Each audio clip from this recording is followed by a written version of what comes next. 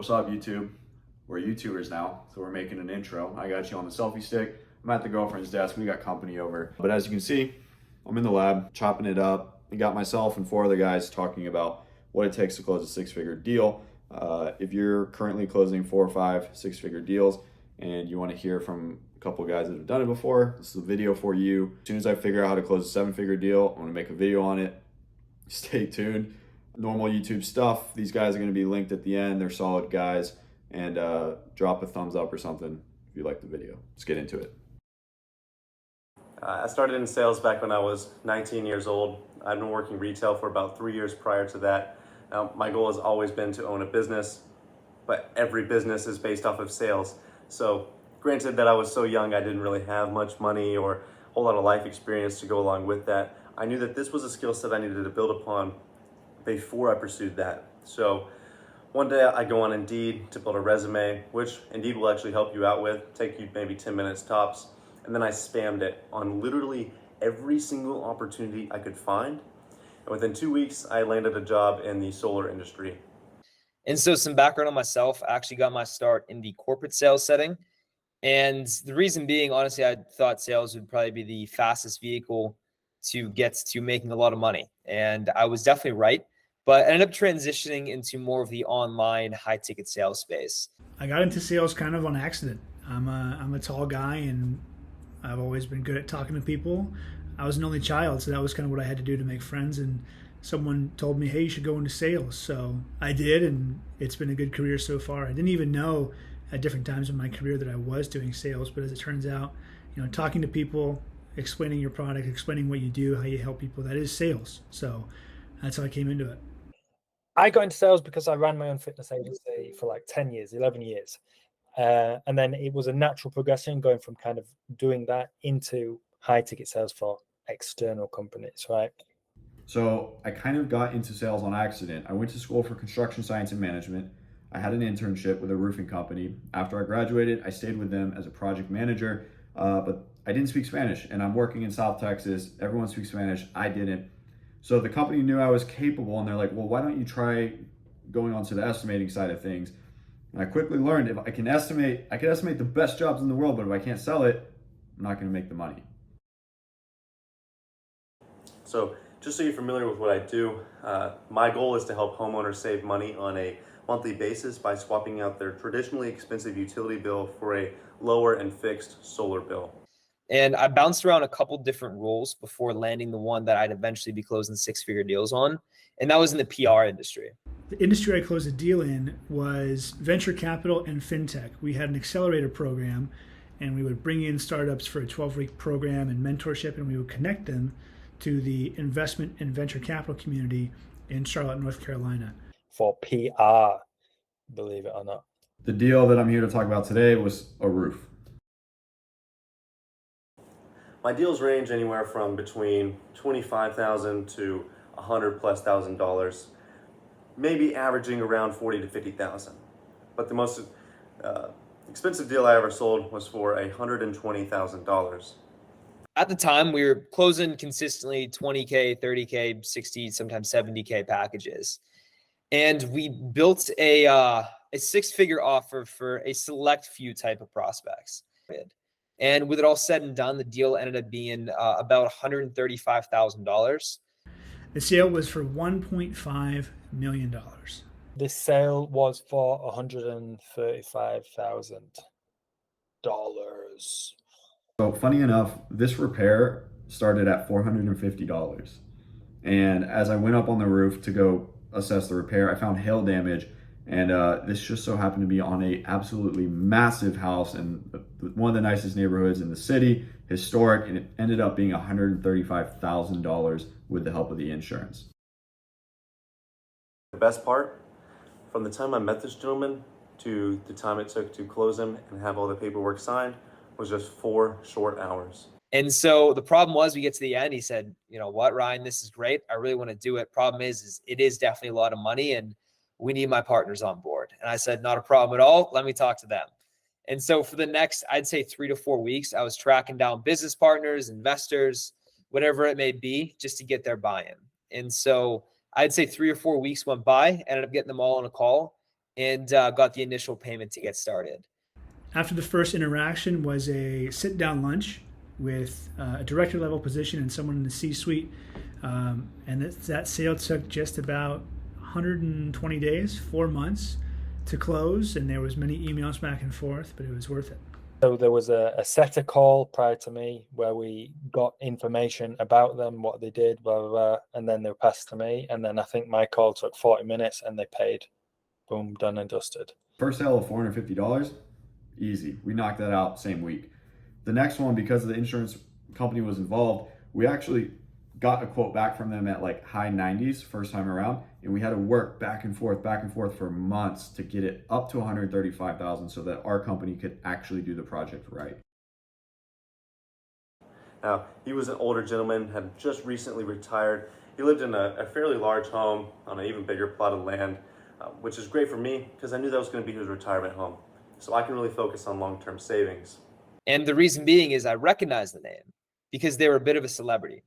I've seen them all over YouTube, all over podcasts, very big name podcasts, as well as TV. And so honestly, I had closed CEOs of, multi-million-dollar companies before. I wasn't nervous at all. But for this person, I was, just because I've seen so much of their content. And I feel like I knew a little bit about them already. And it was just a different dynamic. But on the call, honestly, such a super nice guy. It was a very solid call. They were a really good fit in what we were looking for. And so I knew very good chance we had at closing them for a nice six-figure deal. The buyer was very corporate, and we were coming from a startup environment. I remember having to get a sport coat to wear to lunch. I usually wore just like a t-shirt or even a light button down that I could untuck during the day. So the buyer was sophisticated, but what they wanted was to understand what we were trying to do in the startup community and the value that we provided to the community, and they wanted to co-brand with us. As someone that is more in the corporate space, they wanted to bring their brand to a place that's more accessible. Most deals I've done in the range of like 90 to 135K, they're sophisticated business owners with successful businesses making money. And then in many ways, they appreciate my directness, my competency, my professionalism, my technical knowledge, and also frame control, which they don't know about. The buyer they were very, very nice people. I think they were both lawyers, commercial property owners, and they had like a family, very well off, but very, very kind people. But my process, whether it's a $20,000, $50,000, or $100,000 deal, is almost the exact same every single time. And the most important thing, the premise I base it off of, is make a friend, make a sale. The only difference I would say is building a sense of urgency needs to be prioritized a bit more on the higher end of things compared to the other side. Mainly for the reason if you offer a middle-class family $25 a month in savings, they value a couple $100 a year, right? In comparison to the gentleman who owns $1 million estate, already pays $500 a month, right? He'll either see the $25 and doesn't think it's worth his while, or he sees that $100,000 total system cost and scares himself out of it, right? Why? Big number's scary. So that's why you're there, right? I think the biggest thing that separates those types of deals from the, lower ticket stuff, maybe even below 10K, is they really need to buy into you as an individual to close for something over six figures, right? Maybe if you're selling something, 3 to 4K, it solves their problem. It's not that much money, they can do it, right? But if someone is spending six figures with your company, they need to know that you, the sales rep, the representation of their company, is a competent professional who is an expert in that field, and they know that you can get the job done. The sale was different because I wasn't selling anything physical. I wasn't selling a deliverable. What we were selling was our brand and our reputation with the startup community. And so it was very important to us to portray how we speak to our customers and our clients so that they would sponsor us and be willing to put their brand on the line with us. Honestly, not really that different in my experience, but I know generally six-figure sales in terms of something six figures compared to your normal high-ticket stuff like your 3 to 7K kind of stuff, there's a big difference in how you sell to these people. And frame control, frame dynamics and kind of your authority and ability to stamp your authority and get a decision. That's very important when it comes to six-figure deals. I think this sale was different than other 4 and 5 figure sales in the sense that these people were, so connected and well off that it was like they had this calmness that was almost intimidating in a sense, just alluding to the fact that, like, hey, if anything goes wrong, we're gonna win. And it's a funny situation to be in. And they were very kind people, but very trusting, like scarily trusting for a $135,000 project. Next time around, I would definitely wear something more appropriate for the lunch. I would be more diligent and less maybe desperate for the sale. It was really important at that point in my career to get a big name under my belt like that, and I would just probably work on my tone a little bit and just not be so overbearing or even over friendly. Just be neutral about it. Just portray the facts of our brand. Nothing. It was perfect, and all those deals I did kind of followed the same pathway. The closed and paid system. Really, what I find is that when you have really good structure on calls and frame control, people gain trust just from the structure that you're able to show them.